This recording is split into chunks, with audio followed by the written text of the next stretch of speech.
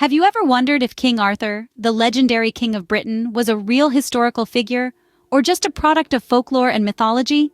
This enigma has puzzled historians and scholars for centuries.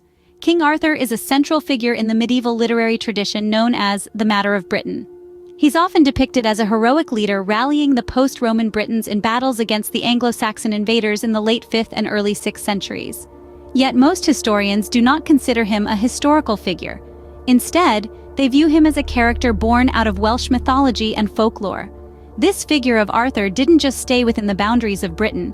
He gained international interest through Geoffrey of Monmouth's 12th century work, Historia Regum Britanniae, a historical account that brought Arthur's tales to a wider audience. The character of King Arthur developed through Welsh mythology and folklore and gained international interest through Geoffrey of Monmouth's 12th century Historia Regum Britanniae. The character of King Arthur didn't always enjoy the popularity it does today. Our story begins in the Middle Ages, a time when the tales of Arthur, the legendary king of Britain, were thriving in the world of literature. Arthur was portrayed as a valiant leader of the post-Roman Britons, a beacon of hope in battles against the invading Anglo-Saxons. His tales, filled with courage, honor, and chivalry, resonated with the readers of that era, making Arthur an iconic figure in the medieval literary tradition known as the Matter of Britain. However, as centuries passed, the Arthurian literature began to wane. The fascination with knights in shining armor, mystical swords, and round tables started fading into the background. The tales of Arthur and his Knights of the Round Table became less appealing to the newer generations.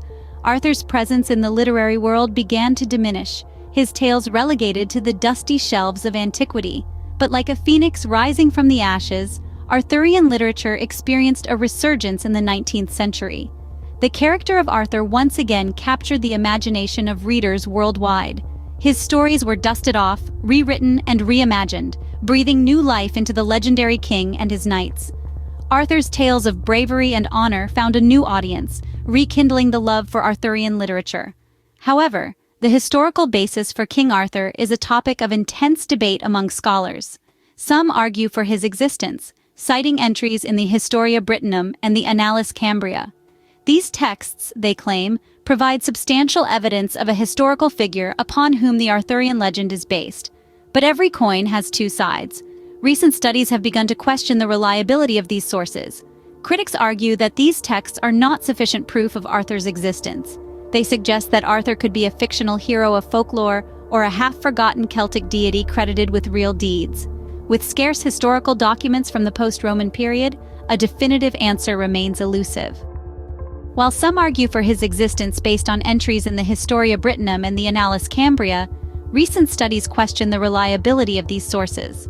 So, who was King Arthur really? A hero of folklore, a half-forgotten Celtic deity, or a real king? The debate surrounding the existence of King Arthur is as complex as the legend itself. Various theories have been proposed, each with its unique perspective and evidence. Some historians argue that King Arthur was a fictional hero born out of folklore, a character woven into tales to inspire and entertain. They suggest that Arthur's heroic deeds, his noble character, and his chivalrous knights are elements of a rich tapestry of myths and legends designed to capture the imagination and uphold the virtues of the time. Others propose a different theory, that Arthur was a half-forgotten Celtic deity, a god of the ancient Britons, whose tales were passed down through the generations. Over time, these stories were transformed and adapted, and the deity became a man, a king, credited with real deeds and battles. This theory suggests that Arthur's legend is a blend of mythology and history, a divine figure humanized over centuries of storytelling. The details of Arthur's story are indeed mainly composed of Welsh mythology and English folklore. His sword Excalibur, his queen Guinevere, his trusted advisor Merlin, all are characters and elements deeply rooted in these ancient traditions. His tales have been embellished and expanded upon by literary invention, adding further layers to the enigma of King Arthur. Yet, some scholars argue for Arthur's existence based on historical entries. They point to texts like the Historia Brittonum and the Annales Cambria, ancient documents that reference a leader named Arthur. However, the reliability of these sources is a subject of ongoing debate. The truth about King Arthur's historical existence is shrouded in mystery. The scarcity of historical documents from the post-Roman period means that a definitive answer remains elusive. Was Arthur a real king, a mythical figure, or a deity? The debate continues, and perhaps that's part of the enduring charm of King Arthur's legend. Due to the scarcity of historical documents from the post-Roman period, a definitive answer to Arthur's historical existence remains elusive. What does the archaeological evidence say about King Arthur's existence? It's a question that has intrigued historians and archaeologists alike for centuries. Over time, numerous attempts have been made to unearth physical proof of Arthur's reign and the legendary Camelot. Archaeology, a science of piecing together fragments of the past, has often been called upon in the quest for Arthurian relics. But despite relentless efforts, the archaeological evidence has been rather elusive, leaving us in the realm of speculation. You see, the problem is not the lack of archaeological sites dating back to Arthur's supposed era, that is, the late 5th and early 6th centuries. The real challenge is the identification of these sites as definitively Arthurian. Many locations across Britain have been proposed as potential sites of Arthurian significance, yet none have yielded corroborative evidence to support these claims with certainty.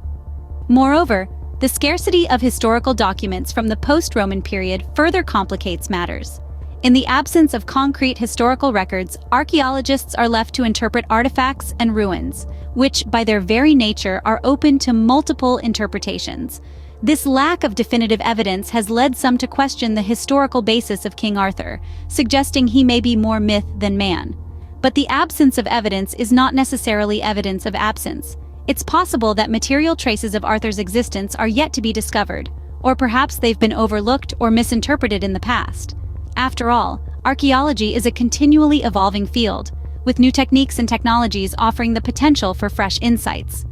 So, the mystery of King Arthur continues, a captivating blend of history, folklore, and mythology that continues to fascinate us even today.